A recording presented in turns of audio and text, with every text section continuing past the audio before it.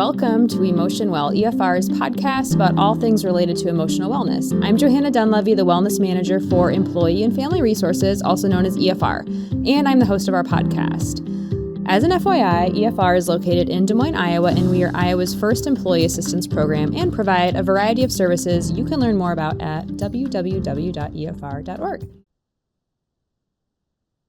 I'm here with Jennifer Anderson from First Responder Coaching. Jennifer and her organization recently partnered with Employee and Family Resources to provide additional benefits for our EAP clients. And Jennifer, I'm very excited to have you on the podcast today to talk more about the first responder community and some of the unique challenges that they and their family members face. So welcome to the podcast. Thank you, Jan. I really appreciate you having us on today to talk about these unique pieces, because I don't feel like many people understand the differences.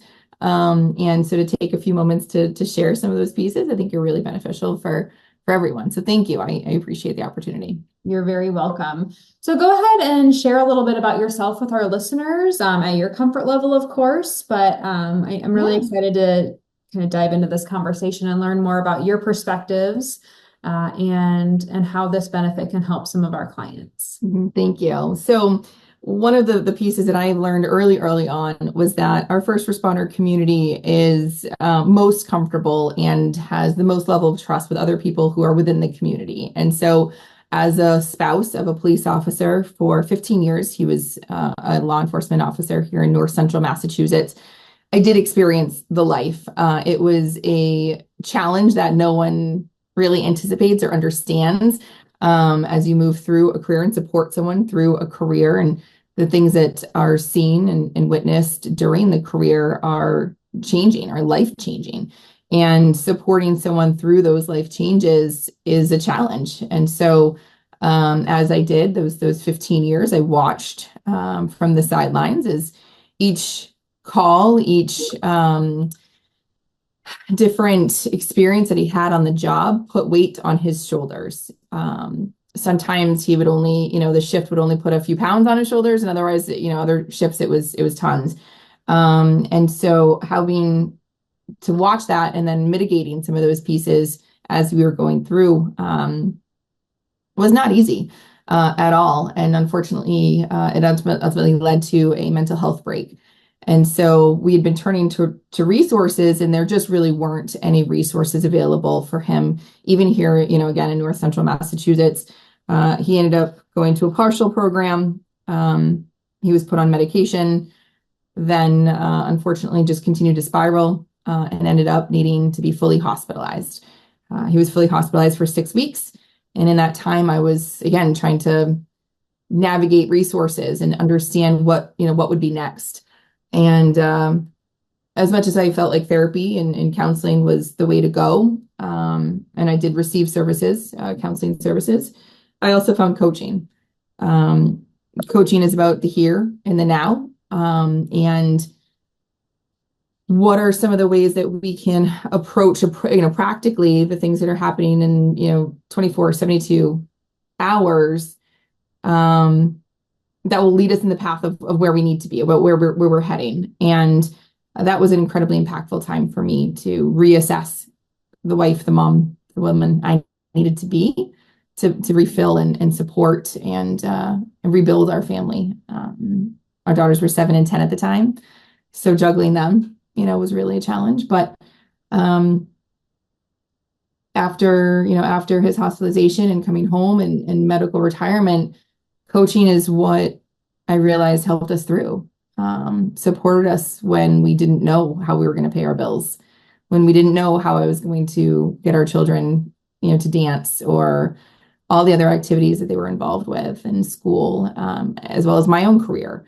Coaching provided those resources for me. So fast forward, we launched Blue Line Coaching back in 2021 to support our law enforcement spouses. So that's what I knew. And then got connected to the Capitol Police spouses, who in 21 they were really struggling. Supported them for a little while, and a number of them said, "Hey, we want to do this coaching thing. This is really cool. How do we do it?" So I'd gone back to a gentleman who had trained me, and we put together a certification course and realized pretty quickly that the entire first responder community needed something, needed a service, needed to be supportive in this proactive way. Fast forward 3.5 years now, we have trained over 70 coaches who are all within the first responder community on purpose. So fire chiefs, corrections officers, members of our military, just really honored to have a huge expanse of experience, first responders as coaches here now supporting and giving back to the community in which they serve. So very honored to be where we are and supporting this first responder community in that proactive way. And really looking forward to continuing to expand those services, especially as we've been talking, Joanna, through employee assistance programs. It's just an incredible opportunity. Yes. So let's just dial it back for people listening. A first responder could be a police officer. It could be a firefighter. It could be an EMT professional. Who else would be covered in that? Yeah, absolutely. So corrections officers, dispatchers, oftentimes, unfortunately, dispatchers get overlooked. But absolutely dispatchers are within that field. And then anyone in our military or veteran community, like I said, EMS, emergency room providers. So across the spectrum, one of the things that I realized pretty quickly was they all experience the same type of trauma. Someone gets in an accident, right? The 911 call comes in, the dispatcher takes that call. They're listening to the panic, right? The confusion, the scared person on the other end of the line. That dispatcher then sends out the police, sends out the fire, and sends out the EMS, right? So all of them are going to be at that, that call and experiencing that trauma. And how do we support them after that? Right. We have critical incident stress management teams, which are an amazing way to debrief when it comes to some very serious critical incidences. But there's no standardization in that. So what one department could call a critical incident, another might not. Right. We have peer support teams that are active, and yet there's still, again, no governing body over what that peer support team should do or what that looks like. So unfortunately, you have varying degrees of effectiveness when it comes to those organizations as well. So seeing the gaps and recognizing them and filling them using coaching and coach approach has been very successful. When I'm just thinking about how you said you're in northwestern Massachusetts, which is the Boston area, correct? No, I'm in north central Mass. I'm north of Worcester. Yep. Okay. So I'm just thinking about, first responders, across the United States, which your organization serves. Yes. And if you think about, people that are in, a very large, let's say Chicago, Boston, New York, versus someone in a smaller area, like a Des Moines, Iowa, like in Omaha, Nebraska. And then if you get into, even smaller areas like rural parts of America, where a lot of our first responders are volunteer based, they may still experience big traumas. They may not be as frequent as, someone in, let's say, the Chicago PD or FD. But I think that, the point you bring up about how, every unit department kind of runs things differently in terms of what's a critical incident. And then I would just imagine that as people, across the country are fulfilling these roles, their experiences are going to be vastly different because of the areas and the populations that they serve. So can you speak to first responder coaching in terms of you are across the United States? It's not just limited to Massachusetts or, EFR's EAP clientele, but can you just speak a little bit more about kind of where you reach and how you reach people? Absolutely. So you make a very good points across the spectrum of our first responder services. One of the pieces that we've noticed is, unfortunately, even in the smaller communities, you can have one person who's a volunteer in a number of different departments, or might be career in one department and volunteer on a couple of other departments. So even in very rural areas, the calls that the volume of calls that they might be, attending to could be in a very large, vast area. And also one of the things that we've noted is, we've been doing a lot of work in, West Virginia, for example. We've been helping to build out a peer support team program there using Coach Approach. And they're responding to calls of their family members or of their Yeah. neighbors' family Yeah. People they members know really well. really well. And so that's an extra layer that might not have the quantity or the volume of calls, but the severity of the calls that they're responding to, right? The opioid um, piece, right? There's just such a critical element to so many of the calls that make them critical as an individual. And each person takes in that experience in different ways. So as one first responder might blow off a call that, others might call a critical incident, and others might be affected by it, very differently. So one of the ways that we support this community is just by creating space for conversation.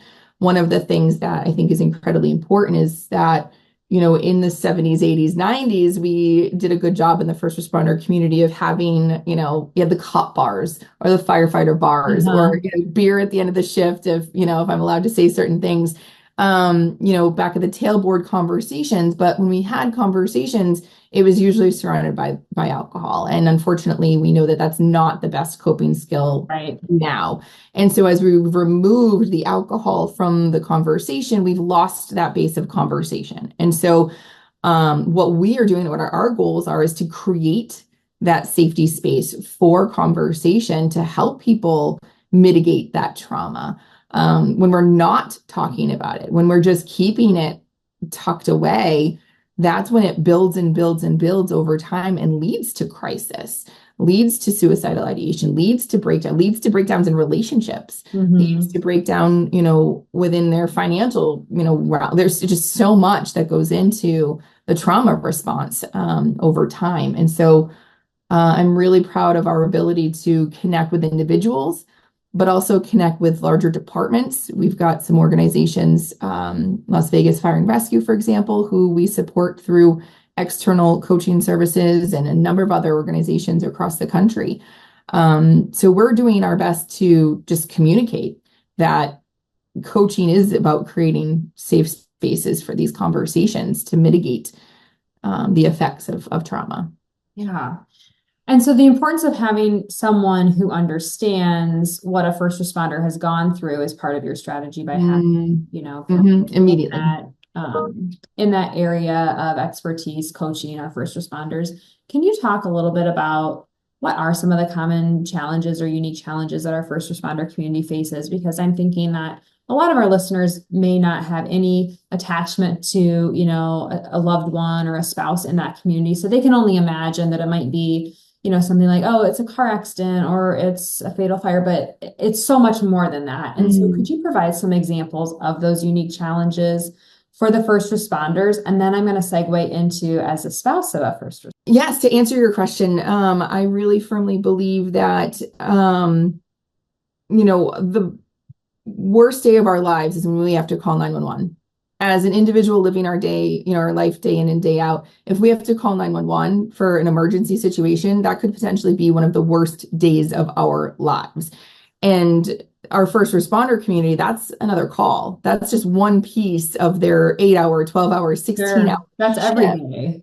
It's every day. And so, general population of people will experience, I think it's 4 to 6 traumatic events during their time. One shift of one of these first responder, community members could contain 4 to 6 traumatic responses Yeah. with whether it's a car accident or an infant. So oftentimes people will say, well, why did your husband, what call put him over the edge? Mm-hmm. It wasn't one call. It wasn't one infant call. It wasn't one bad accident. It was the culmination of, unfortunately, many infant calls, many situations that caused triggers Yeah. for him. We talk about PTS, post-traumatic stress, and there's a lot of conversation around post-traumatic stress injury instead of some of the other language, post-traumatic stress growth is another one that we're starting to have conversations around. But that first responder is experiencing trauma every shift, every day. And it's just a matter of what degree that weight is put on. And then they walk in the door after a shift and the wife is like, oh, good, you're home. Here's the baby. Right. or, there's really no transition time. I've heard a number of phenomenal first responders sharing stories of um, a tree branch outside as they're walking in their home. They stop and they touch the tree branch or the bush or the shrub or the, railing on the stairs, and transition, like use that as their grounding Right. moment to say, nope, I'm entering my home. I got to leave work, and Uh-huh. now I need to be here for my family. I get goosebumps, thinking about those moments because it's part of their lives. And to just have to shut that off and turn on dad and, shut dad off and turn on, officer, it's a hard thing to do. And so some of those challenges and oftentimes, signs and symptoms are very different. I know we shared a little bit about that in a conversation we had previously where, a law enforcement officer might, drink on the weekends. That's commonplace, right? Have a few beers, even if it's, the shift, we say the weekend, right? But like his two Right. days off, it could be a Wednesday and a Thursday, but Yeah. his 2 days off, right?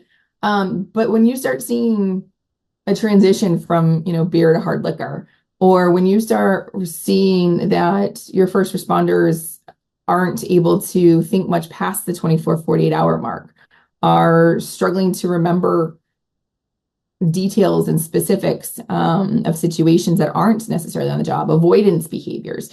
Those are all pieces that indicate that person's struggling and needs to find an outlet and find support and access resources beyond, what's being offered or what they're doing now. So I would imagine one of the most stressful aspects of, both being a first responder and then a loved one, a spouse, maybe a child of a first responder is the unpredictability of every day and how, like a dispatcher does not know what's going to be on the other yes, end of that line when they answer the call, and an officer or a paramedic doesn't know what they're going to be dispatched to until they get that call. And then as the spouse of a first responder, like you said earlier, sometimes the weight on your husband's shoulders was a couple of pounds and sometimes it was a ton. And I'm guessing that you never really knew how he would come home, no, in terms of what that weight was like and what he had experienced. And so share a little bit about that from a spousal perspective, the unpredictability of kind of what every shift would bring for him, and then therefore how that affected you and your daughters. yeah. Thank you for sharing, or thank you for asking that question. I think communication. One of the things that I stress so much when I talk to anyone within this community is that communication is so incredibly important. And I enjoy, like, part of the conversation that Kevin and I would have would be quantifying things. One of the suggestions that I typically share with our community is quantify what your stress level was for that day. I had two really rough calls. I'm going to need a half hour. I need to take a shower because sometimes they're coming home in clothes that need to be washed, Yeah. boots that need to be cleaned. And so sometimes that decompress, like we need to communicate about that. If you walk in after a bad shift and you're just rah, then obviously your loved ones are going to respond to that. And Uh-huh. that's hard. So communicate, you quantify a 1 through 10 scale. One means, you had an easy day, thankfully. It wasn't too heavy, and you had a couple good points, some community policing opportunities or community outreach opportunities during that shift. An 8, a 9, or a 10, and it's like, nope, mom, dad, we need a timeout before I can engage. So quantifying to be able to communicate where you're at, even without the details. And one of the things that I also like to share is that us as spouses, and maybe this is just speaking for myself, but I learned more about the calls that Kevin experienced on the job from his medical records, from the medical documentation that I Right. learned from him in 15 years.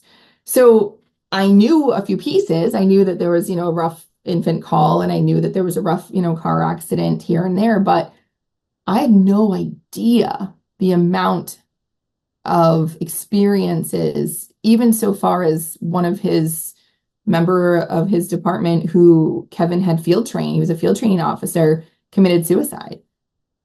And I had no idea. He was like, yep, that sucks. It happened. I'm going to move on. Like he was unable to attend the service. Um, and then years later, I'm reading his, medical documentation and I'm like, oh man, he still holds on. He's Right. holding on to that.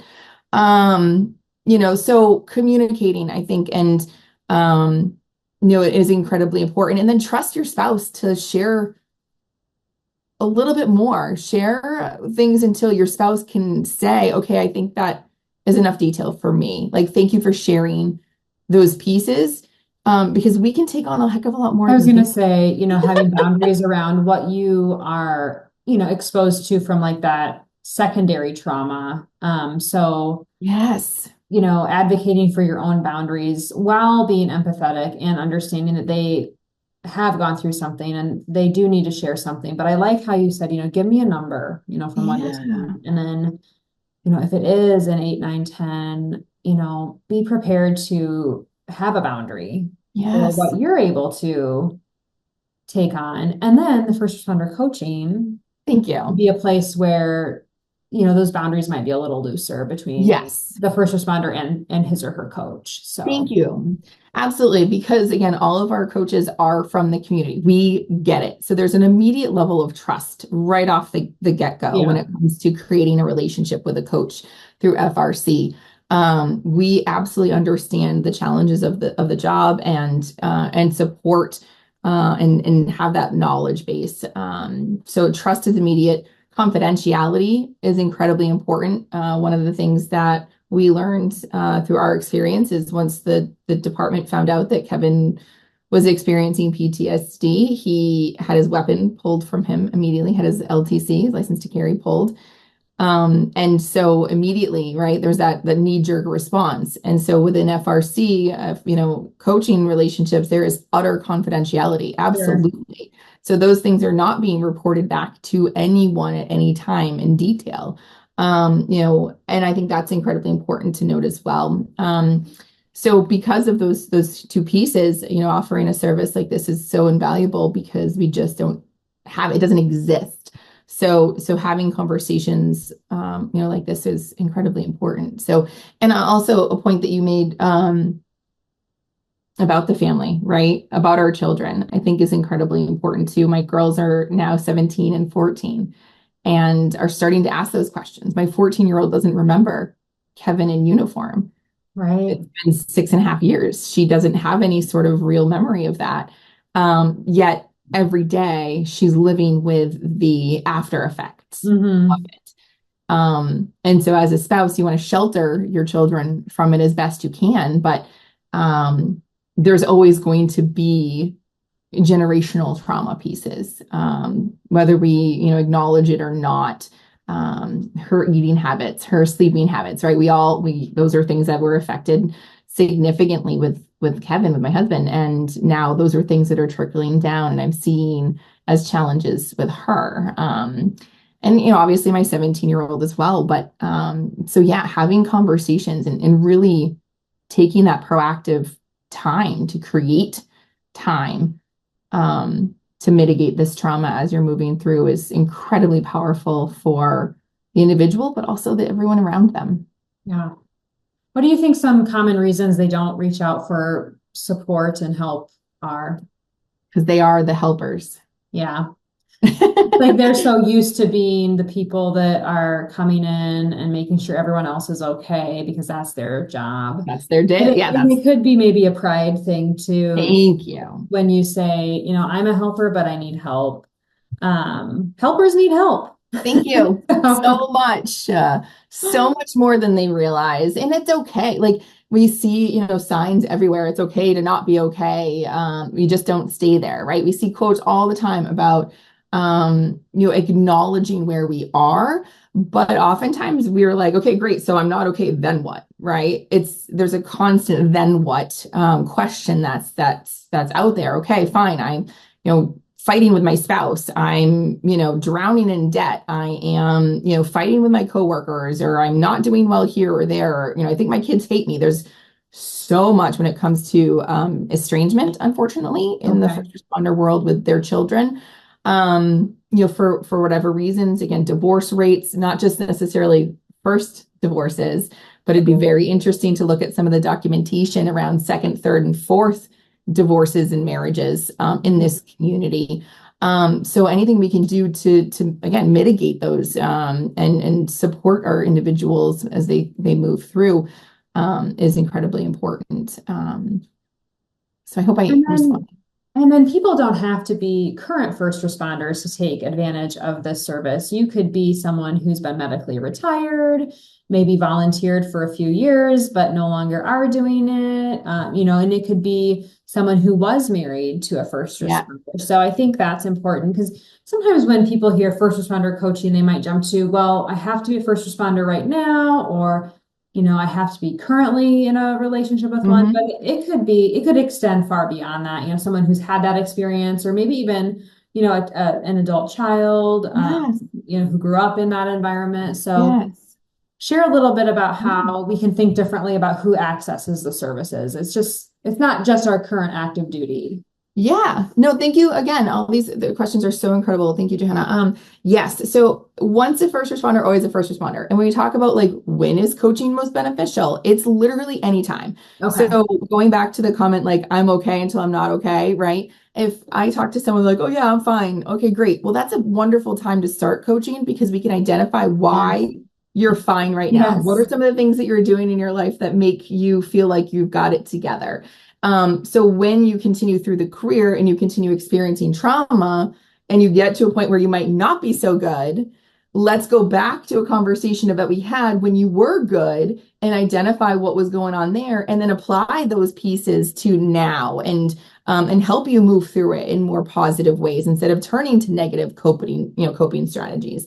So and then talking about, like you said, people in retirement, watching Kevin and through his medical retirement, feel like his identity was ripped from him, right? Having conversations about what do you plan on doing after retirement? What is the legacy that you want to leave for the department as you transition out of first responding?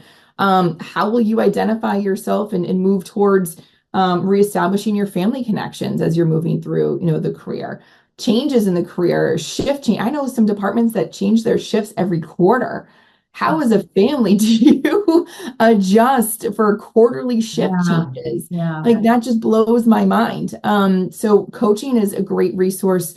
Entry into the first responder. Maybe you're thinking about going into the first responder field. Have a coaching session about it. And really again, I